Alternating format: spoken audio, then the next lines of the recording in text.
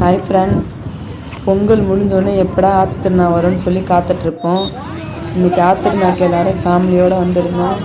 செம்ம கூட்டமாக இருந்ததுங்க. அதனால் எங்களை ரோட்லேயே நிற்க வச்சுட்டு வண்டி போய் பார்க் பண்ணிட்டு வரேன்னு போயிருந்தாங்க.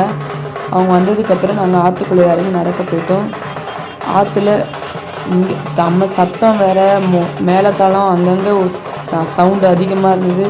பசங்களை வேறு எங்கள் வீட்டுக்காரர் கையிலேயே பிடிச்சிட்டு வாங்க, கும்பலில் எங்கன்னா போயிடுவாங்கன்னு சொல்லிட்டு கையிலேயே பிடிச்சி கூட்டிகிட்டு வந்தாங்க. இங்கே ஆற்றுக்குள்ளே இறங்கி நடந்து போகும்போது இங்கே ஒரு அம்மன் கோவில் வரும், சிலை இருக்கும். அந்த அம்மன் சாமி கும்பிட்டு தான் நம்ம அடுத்தது உள்ளே போவோம். இதுக்குள்ளே தான் இங்கே தான் போகணும் அம்மன் சாமி கும்பிட்றதுக்கு. எங்கள் வீட்டுக்கார் கற்பூரம் வாங்கிட்டு இருக்காங்க. வாங்கிட்டு சாமி கும்பிட போகலான்னு சொல்லிட்டு உள்ளே போய் போன தடவை வரும்போது தம்பி வயிற்றில் இருந்தான். நான் குழந்த பிறந்த உடனே அவங்கக்கிட்ட கூட்டிகிட்டு வரோன்னு சொல்லியிருந்தோம்.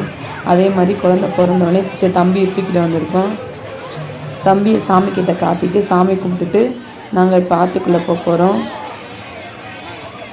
ரொம்ப கூட்டமாக தான் இருக்குது. செம்ம வெயில் வேறு, என்ன பண்ணுறதுன்னே தெரில. வரும்போது பை எடுத்துகிட்டு வர மறந்துட்டேன் ஃப்ரெண்ட்ஸ். பை இல்லைன்னா உள்ளே போனால் எந்த பொருளுமே வாங்க முடியாது. எங்கள் வீட்டுக்கார் இங்கேயே எடுத்துக்கிட்டே இருந்தாங்க, பை எடுக்காமல் எதுக்கு வந்த அப்படி சொல்லிட்டு. அப்புறம் சாமி கும்பிட்டுட்டு இப்போ பாருங்கள், நீங்களும் சாமி கும்பிட்டுக்கோங்க. சாமி கும்பிட்டுட்டு அதுக்கப்புறம் நாங்கள் ஆற்றுக்குள்ளே நடக்க ஆரம்பிச்சிட்டோம். நிறைய கடைங்க இருக்குது. போகும்போது இது வாங்கிக்கோங்க அது வாங்கிக்கோங்கன்னு மாற்றி மாற்றி கத்திகிட்டே இருக்காங்க. பாப்பா 2 பேரும் பாப்பா இது வாங்கித்தாங்க அது வாங்கித்தாங்கன்னு சொல்லிட்டு. அதுக்கப்புறம் எங்கள் வீட்டுக்காரர் சொன்னாங்க, போய் முதல்ல ஆற்றுக்கு போயிட்டு அதுக்கப்புறமா நம்ம எதாக இருந்தாலும் வாங்கிக்கலாம் அப்படி சொல்லிட்டு எங்கள் வீட்டுக்காரர் சொல்லியிருந்தாங்க. அதுக்கப்புறம் இங்கே பாருங்கள் என்னென்ன கடை இருக்குது. ஒரு பக்கம் பஜ்ஜி, ஒரு பக்கம் சிப்ஸு, வாட்டர் பாட்டில், அதுக்கப்புறம் நிறைய பசங்க டாய்ஸ் தான் அதிகமாக இருக்குது. டாய்ஸு, அப்புறம் ஐஸ்கிரீம் நிறைய இருக்குது. இங்கே ஐஸ்கிரீம்லாம் வாங்கி சாப்பிட்டு வீட்டில் போய் சளி பிடிச்சிக்கும். அதனால் முதல்ல வாங்க போகலாம் ஆற்றுக்குன்னு சொல்லி அப்படியே நைஸ் பண்ணி கூட்டிகிட்டு போயிட்டார். அப்புறம் ஆற்றுக்குள்ளே போயிட்டு தண்ணியில் போய் தண்ணி தெளிச்சிக்கிட்டு அதுக்கப்புறமா கிளம்பலான்னு சொல்லிட்டு அப்புறம் ஆற்றுக்கு கூட்டிகிட்டு போனாங்க. அப்படி பொறுமையாக பசங்க இங்கேருந்து அப்பா இது வாங்கணும் அது வாங்கணும் இது வாங்கணும்னு சொல்லிட்டு லிஸ்ட்டு பெருசாக போயிட்டே இருக்குது. இந்த தடவை ஆற்றுல கொஞ்சம் தண்ணி போகுதுங்க.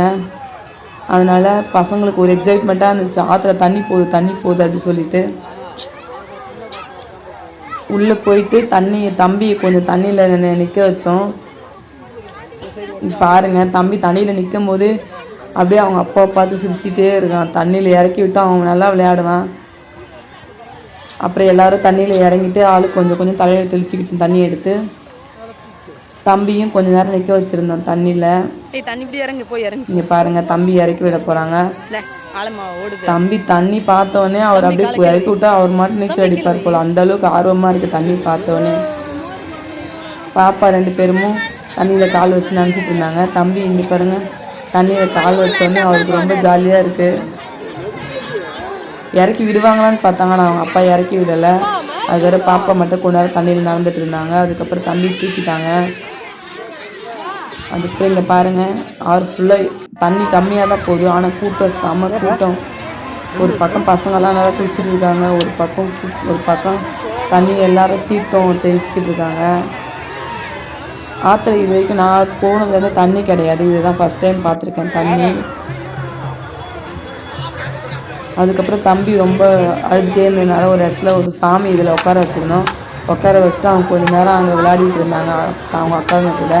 அதுக்கப்புறம் பசி தாங்க முடியல, பாப்பா 2 பேரும் சாப்பாடு வாங்கி கொடுத்து பிரியாணி தாங்க வாங்கணும். பிரியாணி வாங்கிட்டு விளையாட போகலான்னு சொன்னாங்க. அதுக்கப்புறம் பலூனில் தான் விளையாடணும். 70 ரூபாய் இதுக்கு டிக்கெட்டு. வேண்டாம் வெயிலில் சுடுன்னு சொன்னேன். இல்லை விளையாண்டு தான் ஆகணும்னு சொல்லி 2 பேரும் சேர்ந்து விளையாடிட்டு இருந்தாங்க. ஸ்கட்டு போட்டு கூப்பிட்டு போனதுனால வேண்டாமான்னு சொல்லியிருந்தேன். ஆனாலும் நாங்கள் விளையாடுவோம் அப்படின்னு சொல்லிட்டு 2 பேரும் போய் மேலே ஏறி இறங்கிட்டு இருந்தாங்க. அவங்களுக்கு ஜாலியாக தான் இருந்தது ஃப்ரெண்ட்ஸ். நாங்கள் வெயிலில் நின்றுட்டு இருந்தது எங்கள் தலை பிடிச்சிடும் போல், அந்தளவுக்கு வெயில். தம்பி ஒரு பக்கம் அழுகுறான், வெயில் செம்மையாக இருக்குங்க. பாருங்கள், ஜெயிண்ட் வீலு, அசுர தாலாட்டு, ராட்டனம் எல்லாமே இருந்துச்சு. அங்கங்கே கொஞ்சம் கொஞ்சம் விளையாட வச்சு பசங்க அப்படியே கூட்டிகிட்டு போனோம். அதுக்கப்புறம் எப்பவும் ஆற்று திருவிழாவுக்கு போனால் வளையல் வாங்கிட்டு வரணும்னு சொல்லிட்டு போவேன். இந்த டைமும் வளையல் நிறைய கலெக்ஷன் இருந்துச்சு. பாருங்கள், நிறைய டிசைன் இருக்குது. அதுக்கப்புறம் ஒரு இடத்துல கொஞ்ச நேரம் உட்காந்து இருந்துட்டு நாங்கள் வீட்டுக்கு கிளம்பிட்டோம் ஃப்ரெண்ட்ஸ். இந்த வீடியோ பிடிச்சிருந்தா லைக் பண்ணுங்கள், சப்ஸ்கிரைப் பண்ணுங்கள்.